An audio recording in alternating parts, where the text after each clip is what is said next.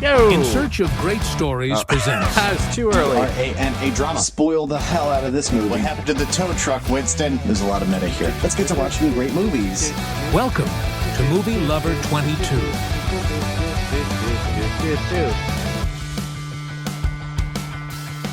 All right. Oh, forgot to light my candle.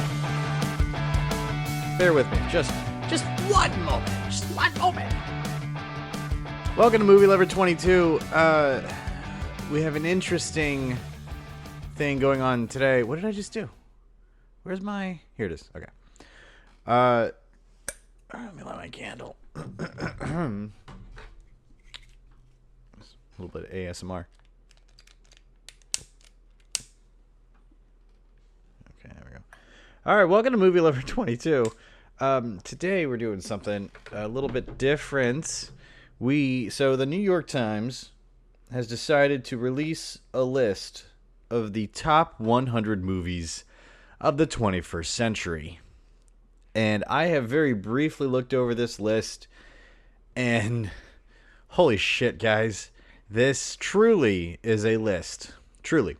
So we are going to dive in, counting down from 100 and just going through. And I, of course, have to mention I haven't seen all of these movies. Of course I haven't. I'm still a young person to a degree, at least a little bit, according to some people. So yeah, I haven't seen all of these movies, but we will make judgments as we can, because we still know things. We still have insights as much as we can.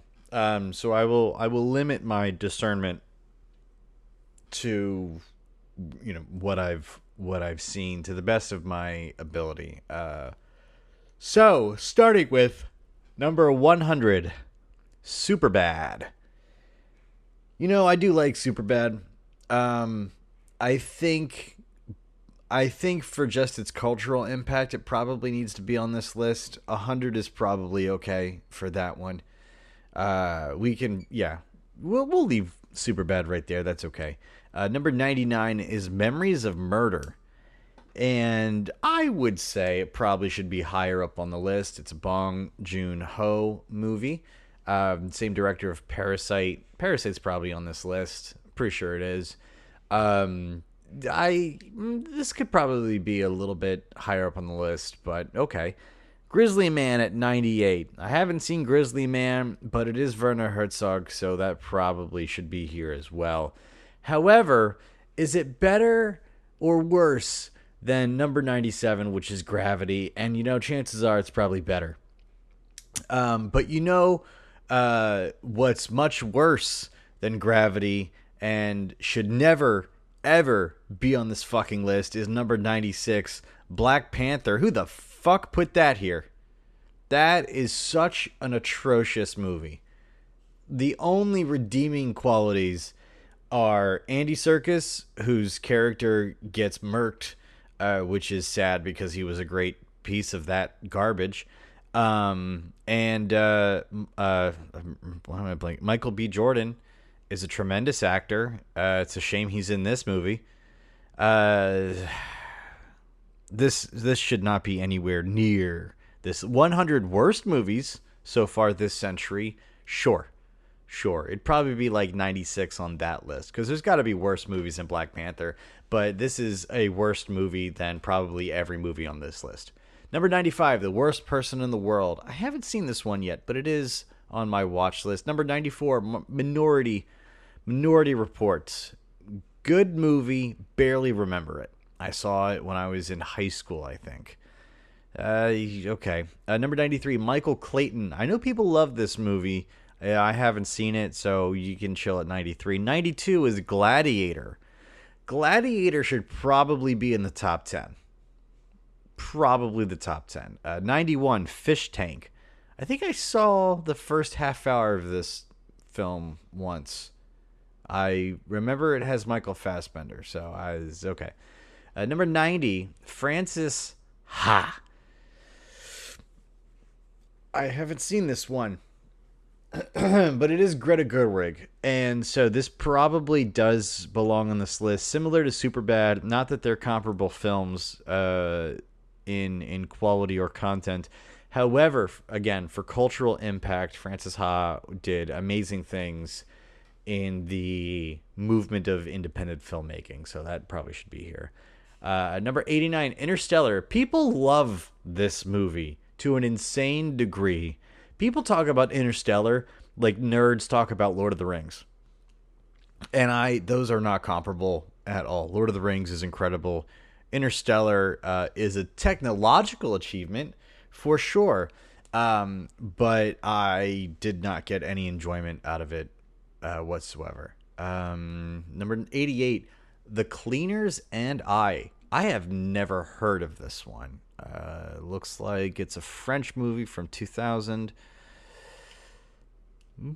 People seem to think very highly of it, so I will pass on that one. 87, The Lord of the Rings, The Fellowship of the Ring. Yeah, that should be on this one, I think. Yeah. What can I say about Lord of the Rings, The Fellowship, that hasn't been said before by everybody else that belongs on this list? 86, Past Lives. It's on my watch list. I have not seen it yet. This came out just a couple of years ago. So, yeah, we're gonna... yeah. Yeah, we'll leave that there. That's okay. 85. Yawn a little bit. I apologize. 85 is Anchorman. I know people love this movie. I didn't. I thought it was fine. I think to a degree sometimes this brand of comedy just isn't quite for me. You know, like Step Brothers is a great ball of fun. Maybe I should rewatch Anchorman at some point. Probably. 84 is Melancholia. Did I fucking say that right? Melancholia. Yeah, that's fine. I'm not a big Lars von Trier guy. But again, a huge figure in the world of independent film, of doing whatever you want for the sake of artistic freedom and just brash creativity. I probably most Lars von Trier movies go on this list. If I'm trying to be less subjective, Inside Llewyn Davis at 83. I haven't seen. The only bit I've seen of this film is is the scene where they see that Please Mr. President. Yeah, with Adam Driver and Justin Timberlake singing a song. Yeah, okay. It doesn't look like a film. Like, it doesn't... When I think about it, there's nothing there that's like, you know what, Soupy, you gotta watch this real soon. So, yeah, I guess it can be on this list. 82 is The Act of Killing by Joshua Oppenheimer. That's a... Are you related? I don't know. Or whatever. What is this film? Have I heard of this? I don't think I have. No, I haven't. Okay, I guess I can stay there. I've never heard of it. 81 is Black Swan. I watched this film for the first time about a month ago, and fuck, this is a top 10 movie. 100%. Black Swan is absolutely incredible. I can't say enough about it. It just needs to be way further up.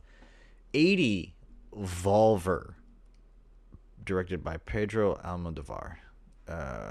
Penelope Cruz. I do not know this film. No, I've never heard of this. So okay, we're moving on. 79 is The Tree of Life. I have not seen this, and I don't think I've seen any Terrence Malick movies at all.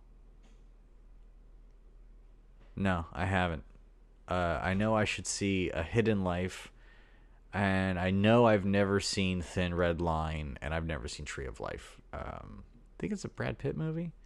Brad Pitt, Jessica Chastain, Sean Penn, Ty Sheridan.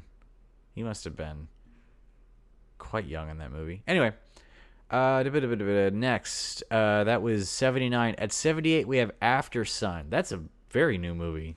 Oh, 3 years ago. Okay, well, new enough. It's Paul Mescal. I've never seen any Paul Mescal movies. I'll add this to my watch list. Seems to be in very high regard. All right, so that's in my watch list. 77, Everything Everywhere All at Once. You know what? That feels like a number 77 movie. If I'm going with 100 choices, this needs to be on the list for now. 77. Okay, we can keep that there. That was a fantastic movie. Although, you know what? That probably belongs in like the 20s or 30s, because number 76 is Oh Brother, Where Art Thou? And that's probably a 76 movie. That belongs in this set of 10s. 75 is a film called Amour. I have never seen this. I've never heard of this. It looks French, I believe. Definitely French. Yes. I do not know this one. Moving on. 74, The Florida Project. Despite having spent a huge chunk of my life in Florida, I have never seen this movie. I know it's directed by Sean. Well, that's not true. I saw the first half hour of it, I believe, and I just didn't continue. But it is from Sean Baker, who directed Tangerine, which is, one of the biggest movies ever shot on an iPhone, but that's like not the important thing about it.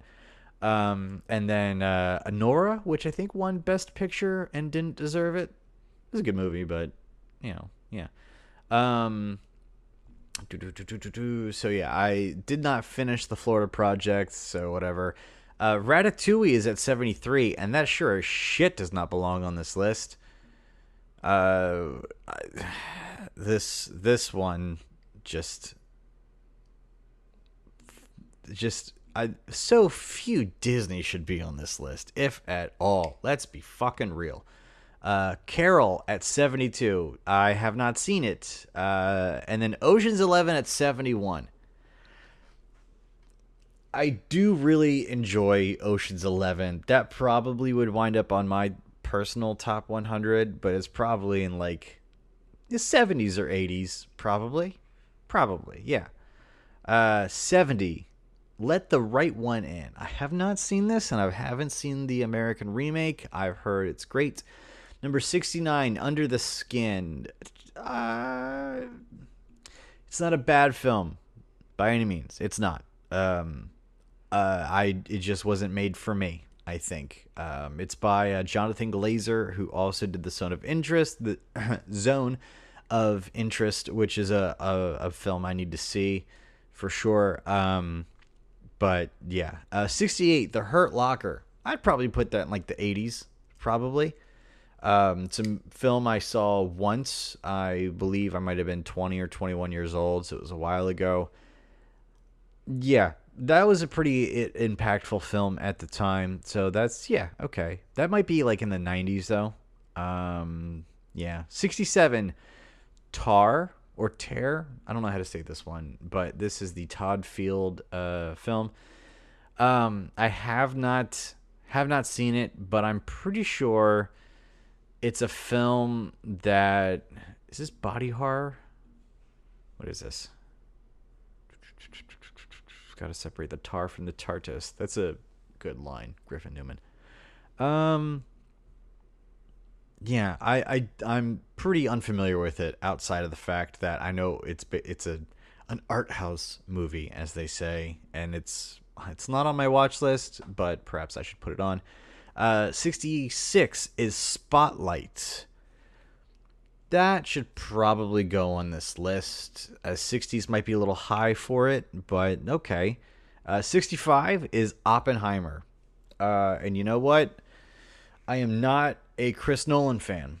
There, I said it. However, I was interested in Oppenheimer. For the whole Barbenheimer thing, I thought that was really fun. I saw Barbie at home and just didn't see Oppenheimer because I will never be able to see it the way it was meant to be seen because I missed the theater run. So I will never get the IMAX, intake of it. I missed it, and therefore I probably won't watch it unless it happens to come to theaters for an anniversary kind of thing, which it probably will. 64 is Gone Girl. Of all the Fincher movies to go on this list, I think Gone Girl is one of my least options. Especially if we're doing top 100. Now, there's a chance there's like 4 or 5 of his films way further up. Fight Club's probably on there. Seven's probably on there. The Social Network's probably way up there. You know what? I changed my mind. This is probably fine. But I will be irritated if Benjamin Button is higher up on this list. That's where I'm at with that. So that's okay. 63. Little Miss Sunshine. That's fine. Yeah, that can be on here. That's good. 63 is probably a good place for that. 62 is Memento. This is a good movie. It's just not one that I revisit or enjoy very much. Like it's pretty good every 10 or 15 years or something. But yeah, whatever. 61 is Kill Bill. Is this volume 1?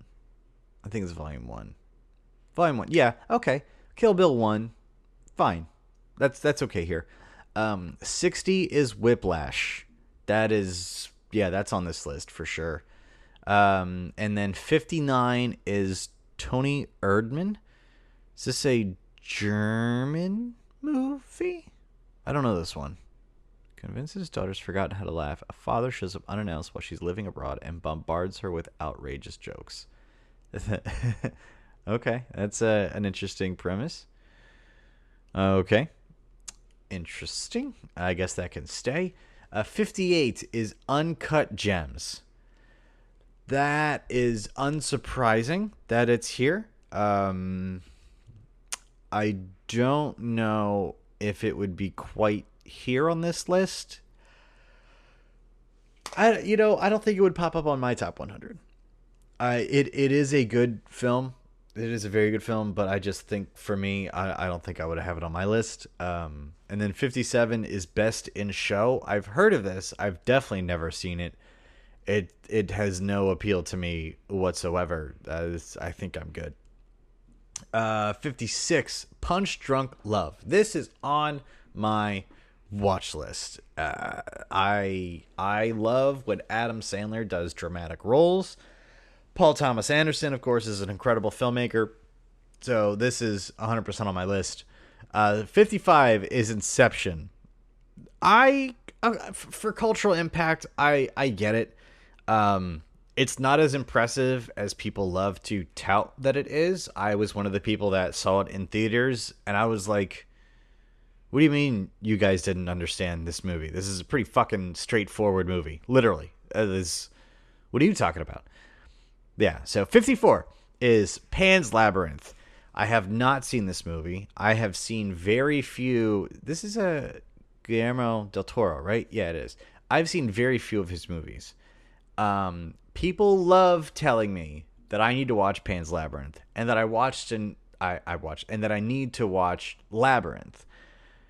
And I'm just like, yeah, maybe one day, but they're not high on my list. I've seen Hellboy. Is that the only Guillermo del Toro movie I've seen? Hellboy? Because I've never seen Frankenstein is new. I've seen Shape of Water, and I fucking hated it. Pinocchio, I heard, was not very good. Pacific Rim was fine. Nightmare Alley, people didn't talk about. Crimson Peak, people didn't talk about. Blade 2, I remember Mimic. What's this? No, I've never seen that, and it's not what I was thinking of. Yeah, no, I have seen the least important Guillermo del Toro movies. Hellboy. Oh, very good. Yeah, I love what he has to say regarding art and creativity, and his recent statements on AI are terrific. But no, Pan's Labyrinth is not on my list. Really remotely. I just don't. I have some film friends who give me shit for having not seen certain films, and I feel like me announcing that I don't care about seeing this one, I feel like one or two of them is going to tell me that I'm not a piece of shit for having never seen it, but I feel like that it's going to be kind of close. Like I got a lot of shit for having never seen Black Swan, and I do feel that was a little bit deserved because that is incredible. But I'm not going to compare Black Swan to Pan's Labyrinth, and I feel like they won't either. So, not on my list. We'll see if that changes after this. 53, Borat. That 100% belongs on this list. Holy shit, this movie is so incredibly impactful to American pop culture. It was fucking everywhere. It's like it became the zeitgeist of the time. So that, I don't know about 53, but it definitely belongs on this list. Sorry, English is a first language for me. 52 is The Favorites. I have not seen this. It is on my watch list as of right when the web page loads. Did the internet go out? I hope not. I'm using it. The Favorite. Because, there we go. Watch list. Because it's, of Yorgos Lanthimos movies, I have seen Poor Things. And I would like to see Kinds of Kindness at some point. I'm trying to go see Begonia. Oh, I've seen Dogtooth, and I hated it. But again, we are at a point, this filmmaker is literally just, he's a creative for creative's sake. And, more power to him. But therefore, I have not seen many of his films. Yes. So, what is next? And I did love Poor Things. That was an incredible movie. That's probably up here on this list. 51, 12 Years a Slave. I haven't seen it. I heard it was great. 50 is Up.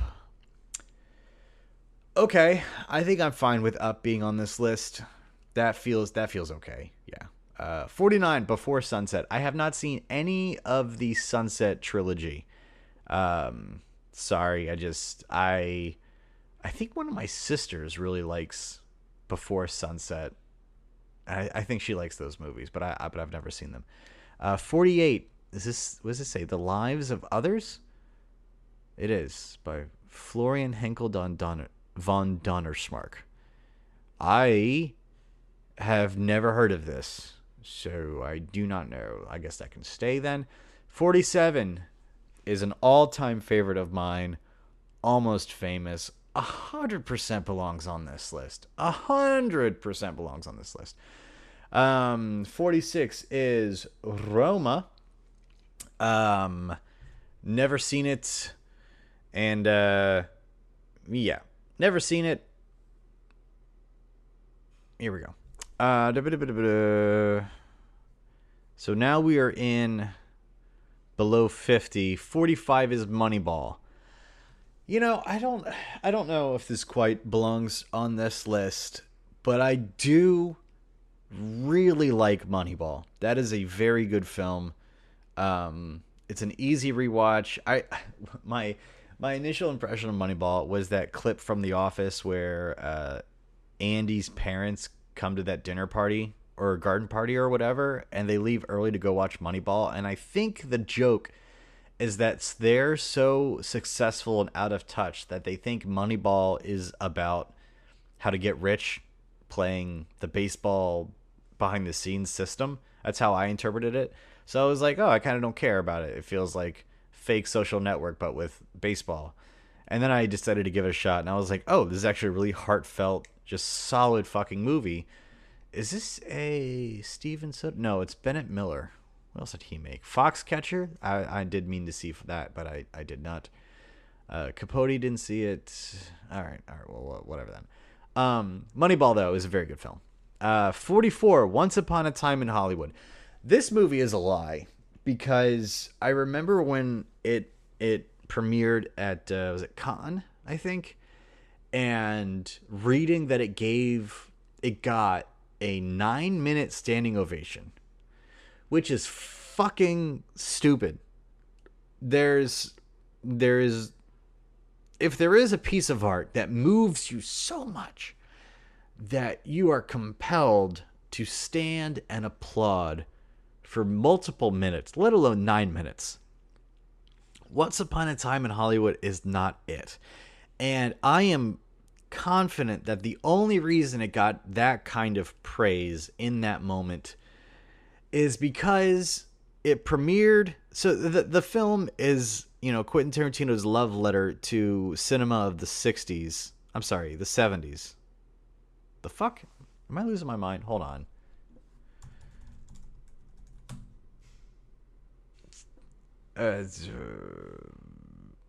Okay, yeah. 69. So I was almost right both times. It's his love letter to cinema in the 60s. And the people who gave it the standing ovation were the people who were fucking there.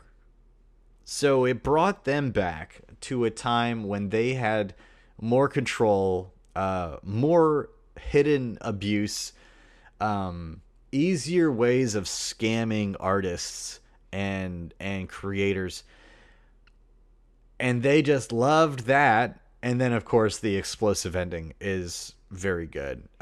It's not a bad film by any means, but it is definitely lower tier for Tarantino, and I don't think I would put it on my top 100 by any means. I wouldn't even put fucking Hateful Eight or Django Unchained on this list, probably. I mean, maybe Django Unchained, but both of those are definitely higher than Once Upon a Time in Hollywood. So, 43, Old Boy, that belongs on this list, 100%. Fuck Old Boy. Good Lord, this movie. And that's really all I have to say about it. When I saw the poster I'm looking at is mostly black and white. It's mostly black and then a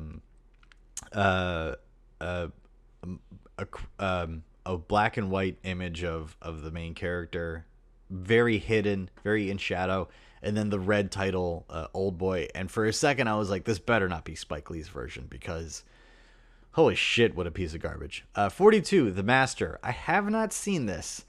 It is not on my list, but perhaps it should be because it's got Joaquin Phoenix, Philip Seymour Hoffman, so I probably should watch it. 41, Amelie is on my list, but I have not come anywhere close to sitting down and watching that. 40, is this Yi? Y-I-Y-I, directed by Edward Yang. Think maybe I've heard of this movie not that long ago, but it's not on my list. And, obviously, if I only heard of it once, I think. Yeah, no, I don't know this one. Excuse me, I'm yawning. I don't know this one at all. 39, Lady Bird. I think I would put Lady Bird on my top 100. That's an excellent film. Excellent film. I think Saoirse Ronan is just a tremendous artist, and it's a phenomenal Greta Gerwig movie. I think as big as Frances Ha was for Greta Gerwig, that launched her into being able to do Lady Bird, which 100% launched her into being able to do Little Women, which gave her Barbie. So just what a tremendous, and we have Narnia coming up next year, so Greta Gerwig, fucking do whatever you want. Please. I am here for it. 38, Portrait of a Lady on Fire. This is on my list. It's on my list, but I've never seen this. Did I accidentally mark a movie as watched a little bit ago? I think I did. What the fuck movie was that? I think I meant to hit the watch list icon. What? Where did I fuck up? Where did I fuck up? What is this? It wasn't that one. It wasn't that one. I'll figure it out later. Oh, anyway. 37, Call Me By Your Name. Have not seen it. I can't say I'm interested in it because, as far as I understand, it is about a significant age gap relationship involving a minor, and I am not interested in that kind of story. And also, the older person is played by Armie Hammer, so I'm gonna do what I can to not watch his films because he's a fucking criminal. So I'm good. I'm good. Well, maybe not criminal, but he's not yet. He's not a criminal yet, I'll say. Oh, good lord. All right, 36 is A Serious Man. I believe that's a Coen Brothers picture. It is. Look at that. It is on my watch list, but it's pretty far down my watch list. I just haven't, it just hasn't come up at all. 35, A Prophet. I've never heard of this, so I'm going to leave it be. 34, Wall-E. This does not belong on this list at all. Wall-E is such an insignificant picture. That needs to fucking disappear, please. It's just, no, what are we doing here? 33, A Separation. I do not know this movie. And 32, okay, we're getting into territory now of films that are on this list that should never be anywhere near this list. Of a top 100 of the 25 years we've been in this century, why is Bridesmaids here at number 32? Why the fuck is that here? That does not belong here at all. It should not be bookmarked by number 31, The Departed, and 39, Lady Bird. Bridesmaids in between those? You fucking kidding me? It's better than Old Boy, The Master? Who the fuck made this list? Now we're going to get into me being angry at this point. 30s, Lost in Translation. It's not on my list, but it's not on my watch list either for similar reasons, about the same as Call Me By Your Name. But I know people really think highly of Lost in Translation more than Call Me By Your Name. Like, it's just a more iconic picture. So, yeah. Arrival at 29. I've never seen it. It's not on my list. I can't say I'm a fan of Denis Villeneuve past Prisoners. I've seen a handful of his movies, and I don't think he's a filmmaker for me. People love Dune, and you know what? More power to them. But Prisoners is a near perfect movie, so I will give him that, absolutely. But the others is just, they don't speak to me. Sicario is a good movie too. That's give him that one. 28. English is hard. 28 is The Dark Knight. I don't. Okay. Let's talk about Batman for a second, and exceptional Batman pictures. I think I would put The Batman in this place, because The Dark Knight is a very good movie, sure. But at 28 in the top 30 movies of the last 30 years, I'm not entirely sure I could put The Dark Knight up there for me. But I would put The Batman there. I could do that. 27 is Adaptation. I have not seen it. I don't think it's on my watch list. Whose movie is this? It's not a PTA movie. Spike Jonze. I do like Spike Jonze. And it is Nicolas Cage and Meryl Streep. And Tilda Swinton and Chris Cooper. But come on, Tilda Swinton, Nick Cage. You know what? I'm going to put it on my watch list. I will. I'll do that. 26, Anatomy of a Fall. This is on my watch list. This is a more recent movie, just a couple of years. It is there, but I haven't gotten around to it. And then at number 25, we have The Phantom Thread. Another PTA movie with Daniel Day-Lewis. I've seen very few Daniel Day-Lewis movies, really. He just is an actor that I don't go out of my way for. Like, I think I saw The Last of the Mohicans when I was in high school. I saw Gangs of New York when I was like 19. So I haven't seen a lot of his work. 24, Her. That's a good spot for this film. 24, yes. The spiritual companion to Lost in Translation. Both movies about basically about the divorce of Spike Jonze and Sofia Coppola. Yeah, a tremendous movie. And very relevant to right now with all the AI bullshit. I think everyone should watch her. I really do.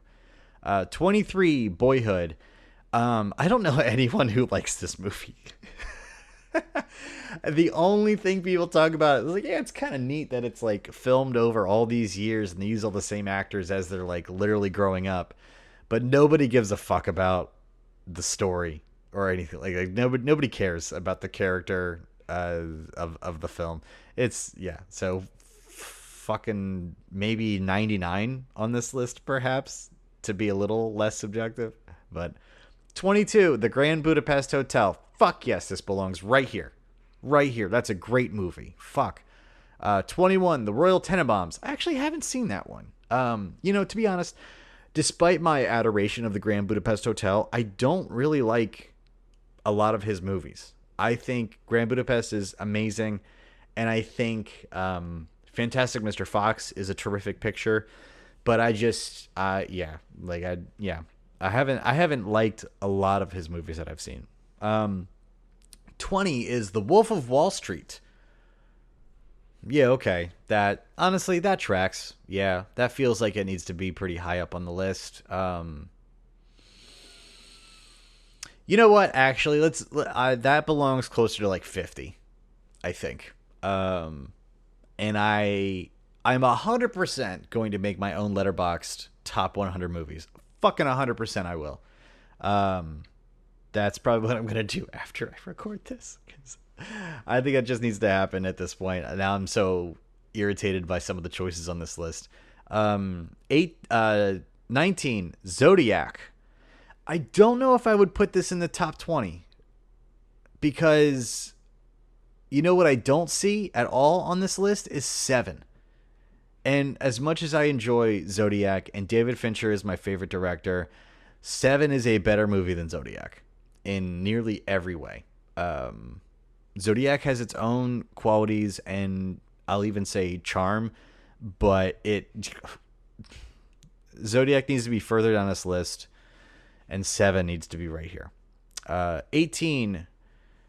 Ooh, I do not how to know. Okay, I don't know how to say this. It's a Spanish movie. It's an Alfonso Cuarón movie. Okay. For my Spanish and for my Hispanic audience, the two of you that are there, hi Melina. You've probably seen this, and you probably think it's a tremendous film. Why to Mama Tambien? I am so certain I butchered that so badly. I am so sorry. But there is no English title for this. I don't know what this means. But I have not seen this film. But I do know that it is a good picture. I know people love it, so I'm gonna leave that right there. 17 is Brokeback Mountain. I have not seen it. I'll leave it right there. I've heard it's fantastic. Here's maybe one of the biggest surprises of this entire list, even so far, and looking up at the top 10, this is such a surprise. At number 16 is Ang Lee's Crouching Tiger, Hidden Dragon. Now I'm going to go ahead and add this to my watch list because I've never seen this, but you know what? I remember when this came out and people loved it. I remember when Chow Yun-Fat was a big deal, and then like Jet Li became the post Jackie Chan martial art movie guy, even though he didn't quite take off in the same ways as Jackie Chan, who himself is kind of post Bruce Lee by default, because Bruce Lee would still have been amazing for the entirety of his life if he had been able to live longer than he did. But I'm gonna put this on my list. I'm gonna try to watch this soon and see what the hype is about, because I don't know anything about this movie except I remember people loved talking about it when it came out. 15 is City of God. Not on my list. I've never seen this. But I have heard great things about it. Number 14 is my favorite movie of all time, Inglourious Bastards. That's what I'm fucking talking about. That needs to be. I'm okay with that at number 14, considering the rest of the films that we still haven't mentioned yet. Yeah, okay. That it's tremendous movie.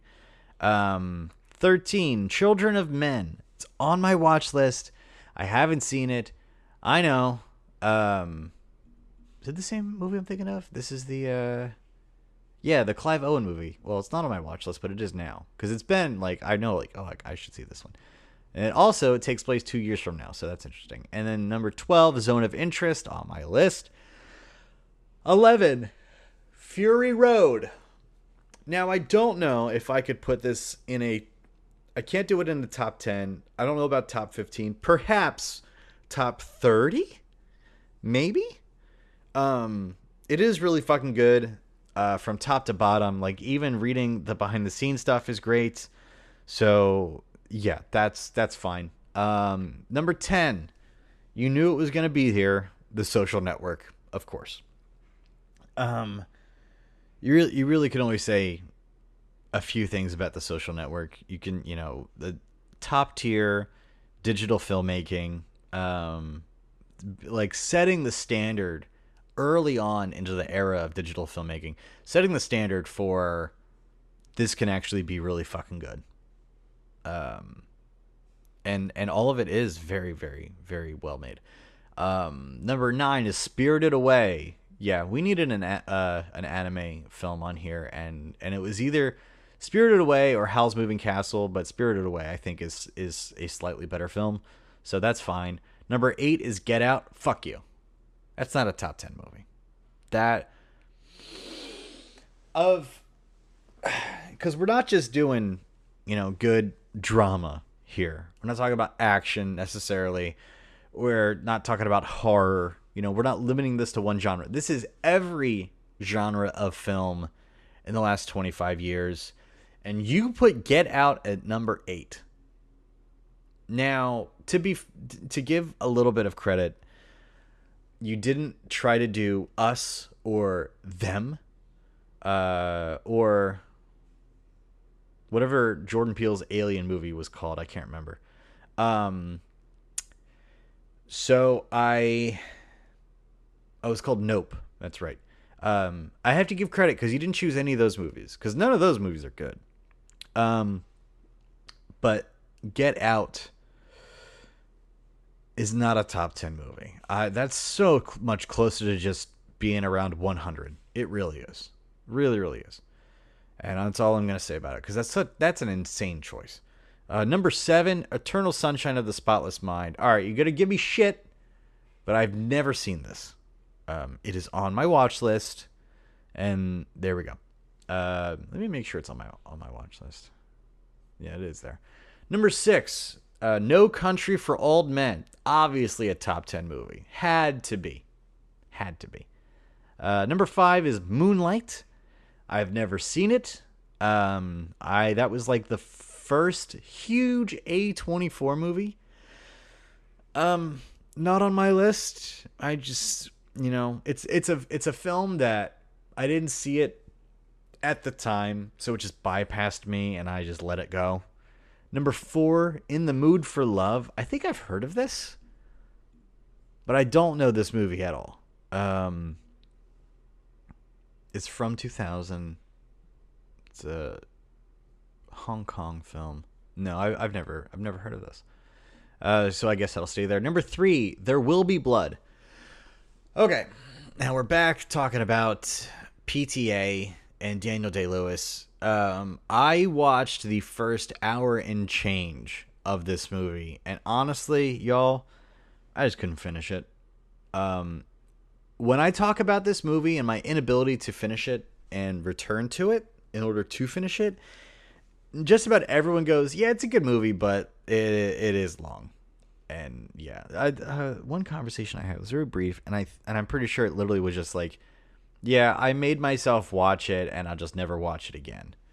So you know what? For now, I'm good. Maybe one day I'll give it another shot, but I just am currently not in the mood to visit such a huge slow burn drama like that. Number 2, Mulholland Drive. You know what? David Lynch 100% needs to be on this list. I have not seen it, but it is on the list of David Finch films. It is the one that that I am watching next, 100%.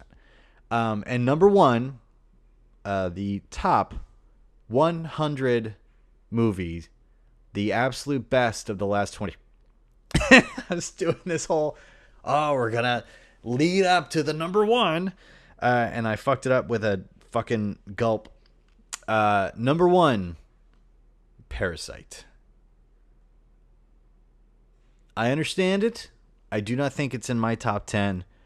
But fucking, it is an incredible movie. It's great that Bong Joon-ho got 2 films on this list.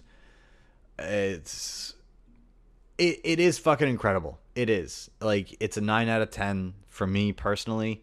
It will be on my top 100 list, but there is no but. This is a terrific movie and one of the most clear choices on this list, 100%. So yeah, there you have it. This is Soupy, Movielover22. This is my critique of the New York Times voted on by influential directors and filmmakers top 100 fucking movie list of the 21st century. This is an insane list. This is incredibly fucking... Who did this? Who's responsible for this? I want names. This is the same shit as finding out whatever movie was nominated for Best Picture at the Oscars. Who's fucking deciding this? Who's not even watching movies and just going like, oh yeah, Black Panther needs to be on the top 100 movies of the last 25 years. That guy, get the fuck out. I am all for the idea of the taste makers, right? I think it's great to have the people out there, especially in your circles, who are like, that's a great fucking film. Incredible film. Yeah, you should absolutely see Gladiator. You should make time for the piece of art that is Gladiator, that is Black Swan, The Tree of Life, Oh Brother, We're Out There, fucking super bad. But also Ratatouille, get the fuck out of here. Let's not ever talk about those films in the same sentence unless we're talking about this and how they don't belong in the same sentence. Oh yeah, let's bring up Bridesmaids. Hell yeah. Top 100 movies the last 25 years you need to spend your time on. Insanity. I've been talking for 48 minutes, yo. This is half of this is just insane. What are we talking about here? This is just fucking stupid at this point. Okay. I'm gonna cut this, and it's gonna be good, and I'm gonna spend a little bit making my top 100 list, and we're gonna go from there. And I need to do laundry today. That's what we're doing. Anyway, so let me know. 100%. 100%. Let me know what you think of my take of this shit. And yeah, send me a fucking email. Yeah. Did you know you can follow me on Letterboxd under the name Movie Lover Show? You can send me messages to movielovershow@gmail.com. You can follow me on Instagram. I have one now. It's at Superquest. That's SOUPERQUEST. And you can leave me a review most places that you listen to this. And you can tune in the next time when I'm talking about heroes. And the heroes that wear fucking capes and time travel and teleport and all that shit. Anyway, also, speaking of reviews, this is only going to be available for review on Apple Podcasts because fuck Spotify. I took all my shit off there. I canceled all that. So now I'm only on Spotify. No, that's not right. I'm on Apple Podcasts is my primary platform. I also upload to YouTube. And if you have a third-party app that pulls from the RSS feed of Apple Podcasts and all that, whatever, like Pocket Cast or whatever you use, it should still be there. But I am not on Spotify anymore because I choose not to be. And I don't do this for the money. I do it for the love of shitting on bad films and talking about great films and just sharing that with everybody. And here we are. Thank you for listening to this. Thank you so much for giving me 50 plus minutes of your time. That's fantastic. So I got to go do laundry and make my own list. And but let me know. Let me know what you think of that list of my take of this, and then of my my letterbox list that I'm going to make in about 5 minutes. I want to know. Let's have that conversation. Why are these films important? What needs to be here? What's missing? What should be taken off? Do you think Ratatouille needs to be on this list? Because I don't. Anyway, bye.